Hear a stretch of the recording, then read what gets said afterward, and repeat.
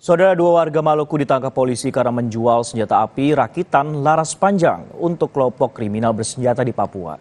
Salah seorang pelaku diringkus saat hendak menyelundupkan senjata melalui pelabuhan.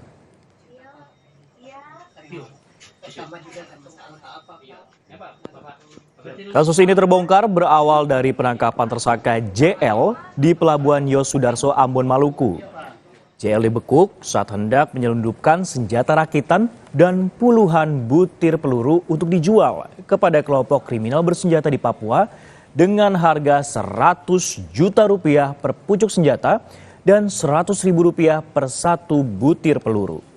Dari penangkapan JL, polisi lantas mengembangkan kasus ini dan menangkap satu tersangka lainnya berinisial FL di kediamannya di Maluku Tengah.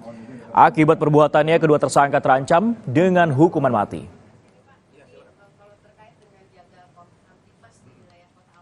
Berdasarkan keterangan langsung dari tersangka setelah diadakan pemeriksaan,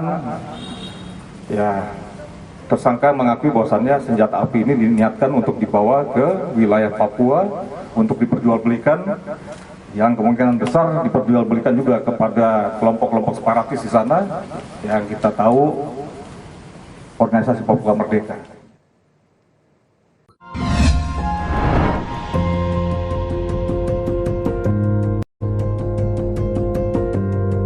Kompas TV, Rumah Pemilu.